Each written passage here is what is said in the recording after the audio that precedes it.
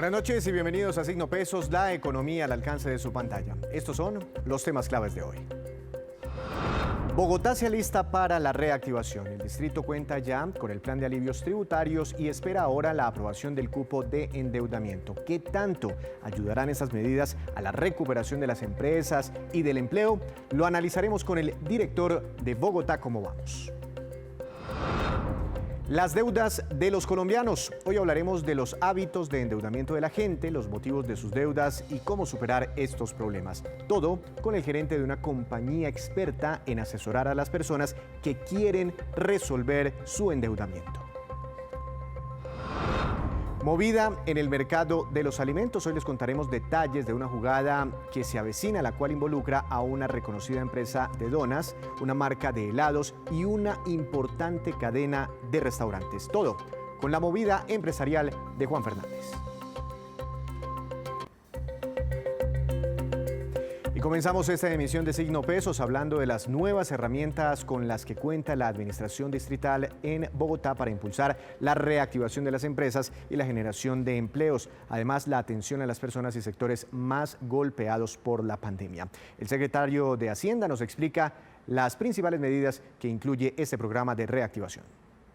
El Consejo de Bogotá ha dado un paso fundamental para generar unos instrumentos que le van a servir a la administración para apoyar a los hogares y a las empresas que han sufrido en mayor grado las consecuencias de esta crisis. Ha aprobado un conjunto de alivios en el impuesto predial para todos los estratos y para todos los propietarios, bien sea de predios residenciales o no residenciales, con el congelamiento del predial. También el descuento hasta el 80% en el predial a colegios, a jardines infantiles, a los centros del Instituto Colombiano de Bienestar Familiar. También descuentos para los teatros y otros alivios para los museos.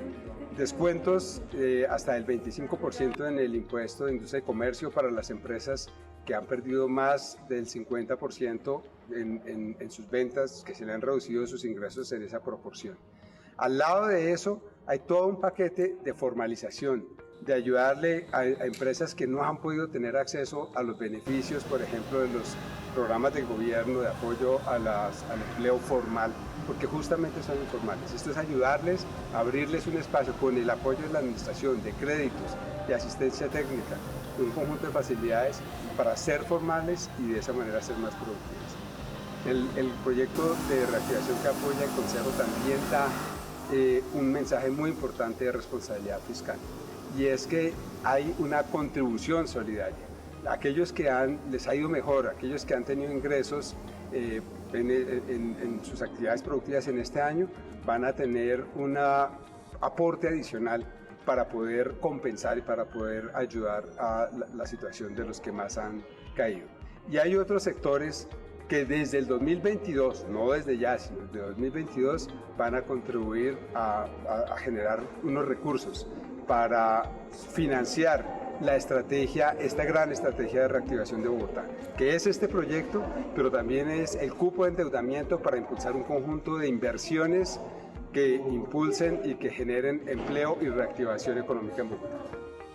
Pero ¿qué tanto ayudará realmente este plan de reactivación a la ciudad? Para analizar el tema le doy la bienvenida al doctor Felipe Bogotá, director del programa Bogotá, ¿Cómo vamos? Doctor Bogotá, buenas noches, bienvenido a Signo Pesos, ¿cómo ha estado?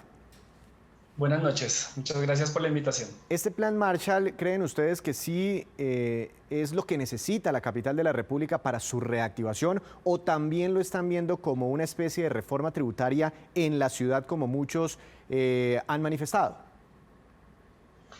Bueno, creo que el plan Marshall, nosotros hemos analizado que las diferentes medidas que tienen va a apoyar a la reactivación económica y que son consecuentes también con las finanzas distritales. Lo relacionado al impuesto de industria y comercio, al predial, el distrito, digamos, es la vía de recaudo que mejor tiene y que de alguna manera es una buena manera de generar un alivio para los hogares y también para las empresas.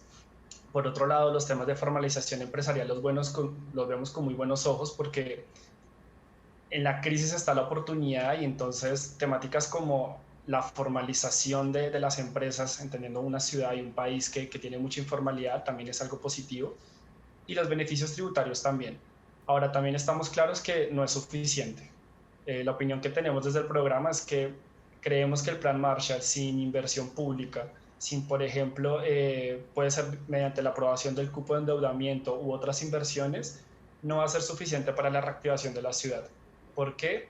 Porque estas medidas de alguna manera son paliativas para hogares, sí, para empresas, ayudan en la liquidez de alguna manera, pero la oferta también en Bogotá está muy caída. O sea, las empresas han quebrado, muchas empresas se han disuelto, no hay ingresos, y si no se promueve la oferta mediante inversiones públicas, por ejemplo, no va a haber manera de recuperar la economía. Entonces, son medidas que van a apoyar, seguramente van a ayudar a algunos sectores, van a ayudar a algunos hogares, pero creemos que sin este cupo de endeudamiento, por ejemplo, que no estoy diciendo que se tiene que aprobar, pero sí creemos que tiene que haber alguna manera de inversión para la ciudad que promueva la oferta, va a ser imposible que esta reactivación sea real.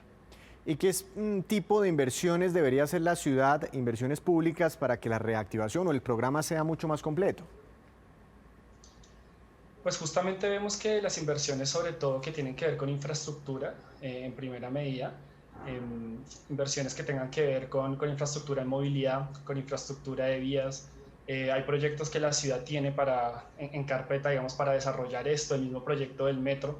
Estos proyectos que por lo general también generan empleo, proyectos que mueven la economía de una manera directa e indirectamente, pueden justamente jalonar mucho más la demanda, porque la realidad es que los hogares tampoco tienen ingresos, pero tampoco hay de dónde ofrecer proyectos para que las empresas también se recuperen. Entonces, este tipo de proyectos serían fundamentales.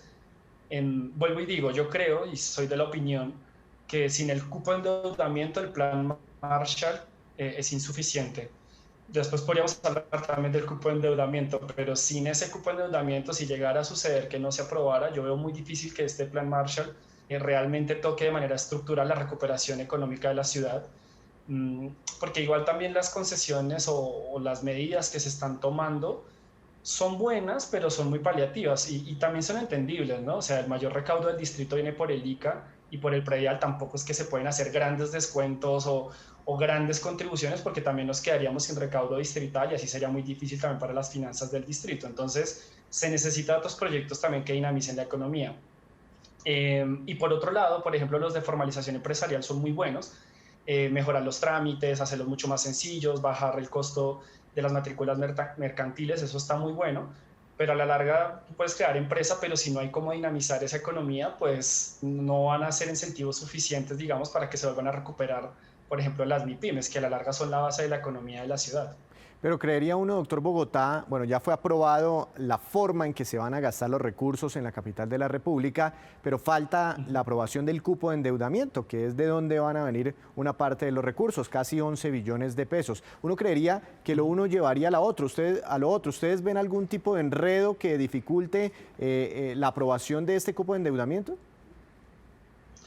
No sé si habría un enredo, pero sí es necesario, a mi manera de ver, o de lo que hemos analizado en el programa, que se dé, y hay que ver si se da en el monto que se está diciendo, en los 10.8 billones, cuando ya se ven las desagregaciones del cupo de endeudamiento. Efectivamente hay varias cosas que están destinadas, por ejemplo, a movilidad, también a la recuperación del empleo en jóvenes y mujeres, que eso también es muy importante, han sido los grupos más afectados en términos económicos, en términos también educativos y del sistema de salud. Entonces, yo no sé si se va a enredar o no, pero lo que sí creo es que sin la conexión de eso y un buen manejo de las inversiones de los recursos, con estos alivios o estos incentivos de reactivación, de pronto no tendrían el impacto tan esperado que necesita la ciudad.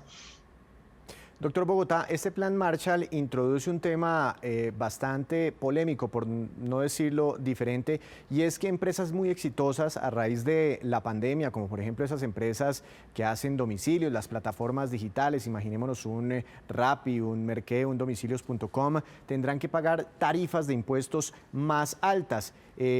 La alcaldía dice y el consejo que deben contribuir, si les está yendo bien, pues que contribuyan más, pero desde el lado de las empresas dicen que las están castigando por ser exitosas. ¿Cuál es su opinión al respecto?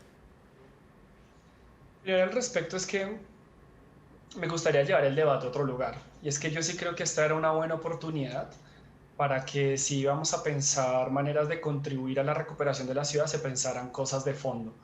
Más allá de quienes les ha ido bien o mal durante la pandemia, es entender que Bogotá, al igual que Colombia, es un país bastante desigual, que diferentes estudios han mostrado que hay pequeños grupos que tienen patrimonios muchísimo más grandes, mucho más elevados, ya sean grupos individuales o empresariales, y que si bien en la pandemia hayan sido afectados, estos son los momentos donde de pronto se podría pensar algo un poco más contundente. Sí, se entiende que en una pandemia es difícil tocar a veces los impuestos, pero también si no es ahora, ¿cuándo? Es lo mismo que aplica para la formalización empresarial.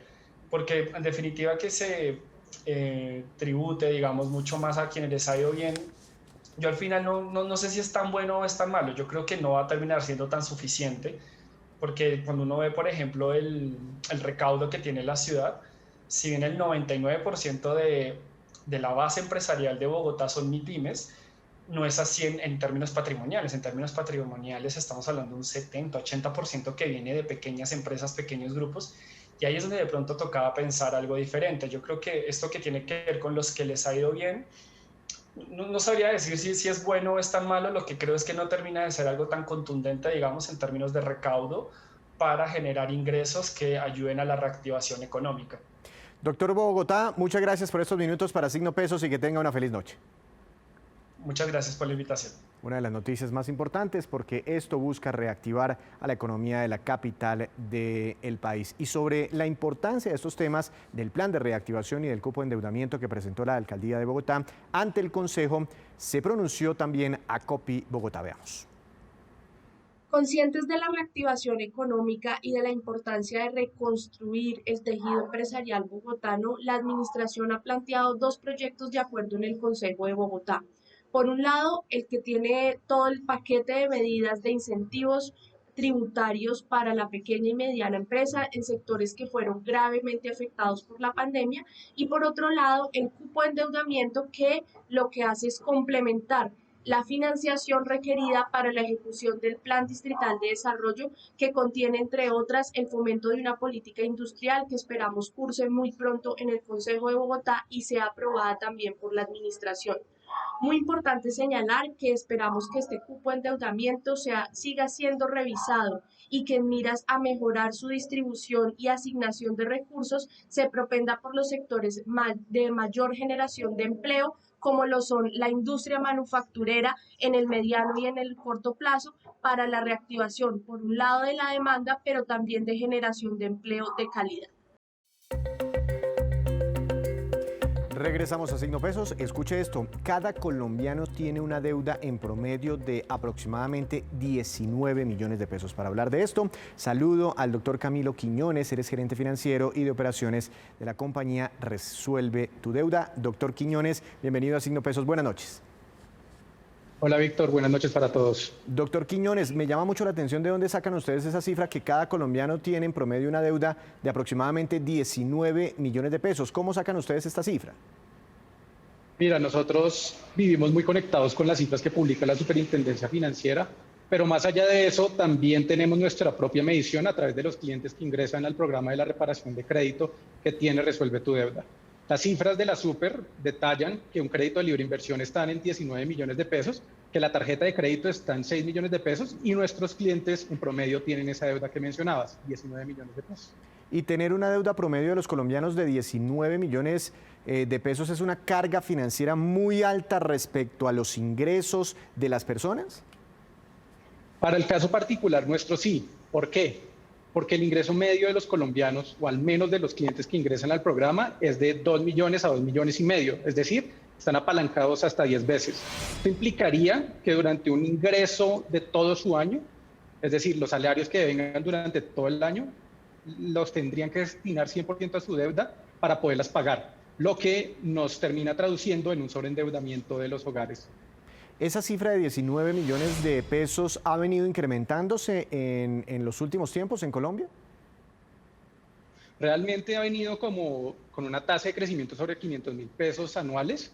Es equivalente a lo que ha crecido la inflación con un par de puntos adicionales. Sí hay un incremento particular en la pandemia, más que en el monto de la deuda, en el número de transacciones que se han realizado con tarjetas de crédito. Para ser más exactos, en el mes de agosto, más de 20 millones de transacciones se realizaron con tarjeta de crédito, sea para hacer compras o para hacer anticipos de avances. Entiendo, ustedes asesoran mucho a los colombianos que empiezan como a colgarse, bueno, y en muchos temas para organizar las finanzas de las personas. ¿Los colombianos son buena paga o se están colgando mucho? ¿Cómo está la cartera vencida? ¿Cómo ha evolucionado en medio de esta pandemia? El colombiano en general es buena paga. Durante la pandemia, la cartera vencida, y si consideráramos incluso los castigos de cartera que han hecho los establecimientos de crédito, ha estado en torno al 13%. Se ha mantenido constante a una tasa de crecimiento relativamente baja del 3%.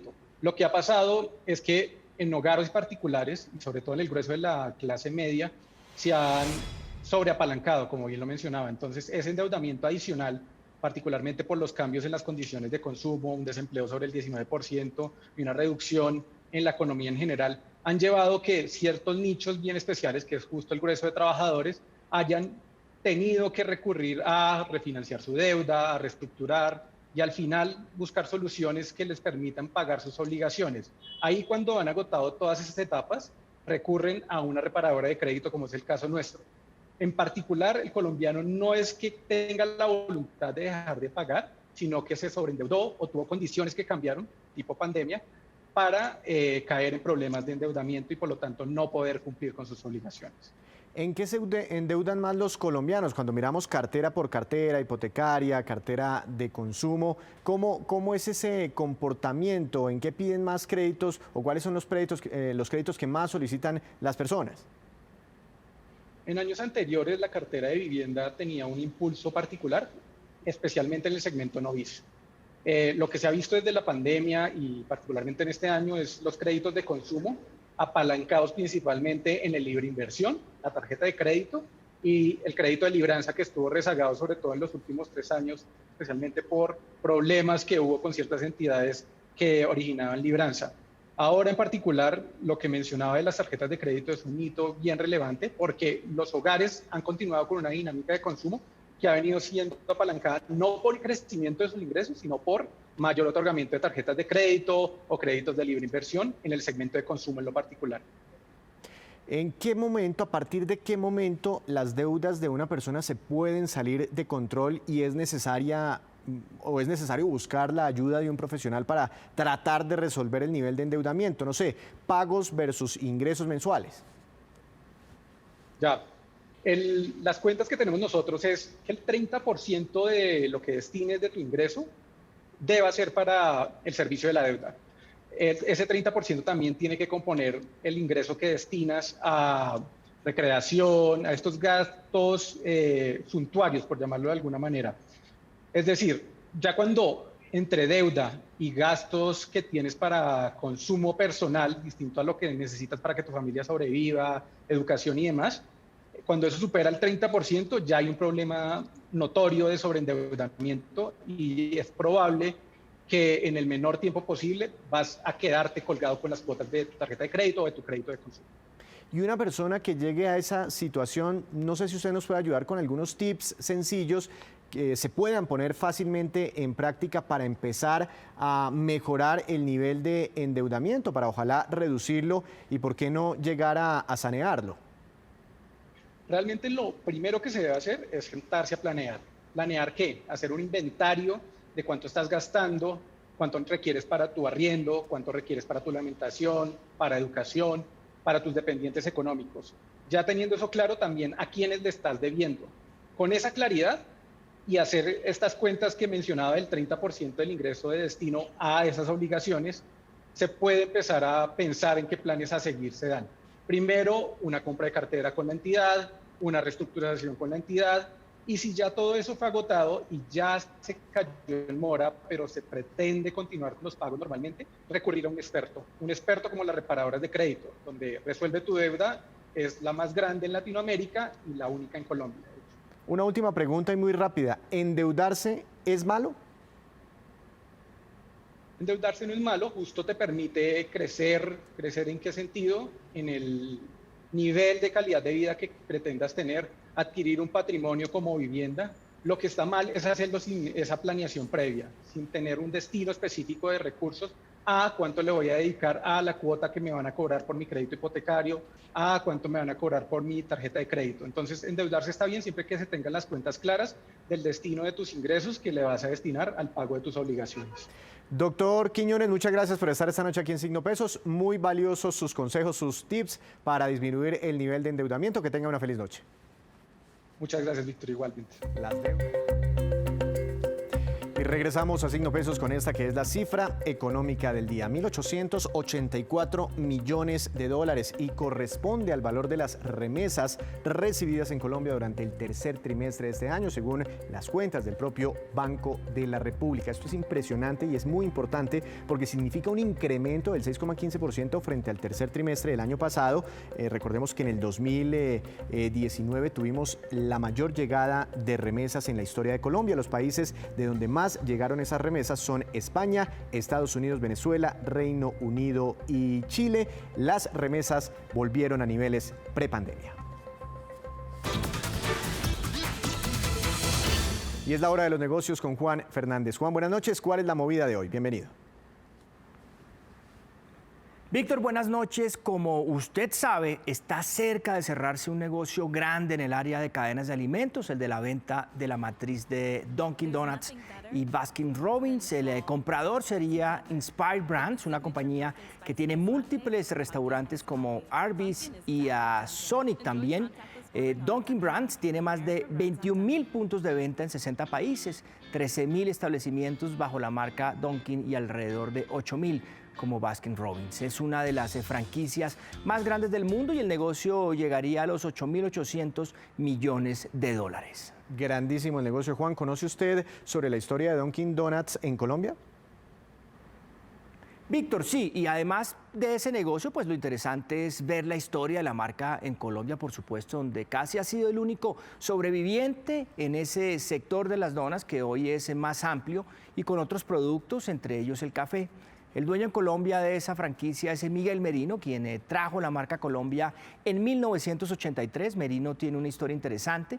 Es arquitecto de la Universidad de los Andes, fue ministro de Desarrollo en el gobierno de Julio César Turbay, embajador en la ONU, cónsul en Boston, gobernador del Tolima, y trajo la marca en una sociedad familiar y también con un buen amigo. Nadie conocía las donas y abrió en Bogotá el primer local en la calle 63 con 13, pero la economía colombiana era cerrada en ese momento y no había cómo importar los insumos, así es que los adaptó y fue quizás la primera cafetería con ese sentido o apariencia mejor estadounidense y la primera cadena pues de ese tipo que pautó también en televisión.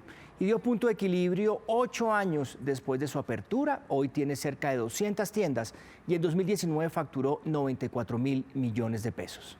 Muy interesante, Juan. ¿Y tiene más datos sobre el mercado de las donas aquí en Colombia?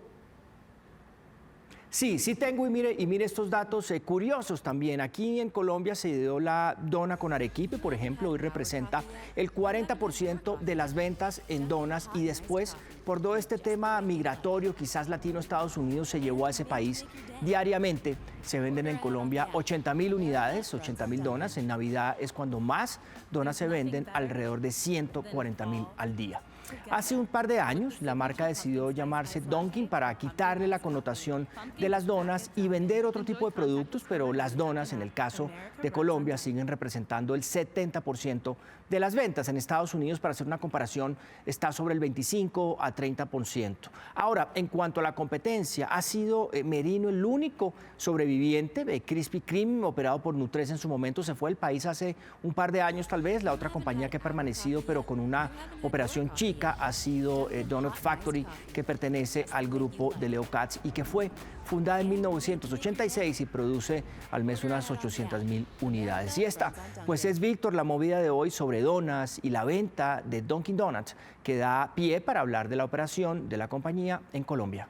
Juan, muchas gracias. Nos vemos mañana con más movidas empresariales. Ahora vamos con estos, que son los indicadores económicos que usted debe conocer antes de irse a dormir. Hoy hubo un remesón en los mercados, preocupados por rebrotes de coronavirus en el mundo. Por eso el dólar subió, superando los 3.800 pesos. Tasa representativa del mercado de mañana, 3.812 pesos con 82 centavos. Subió 30 pesos con 16 centavos.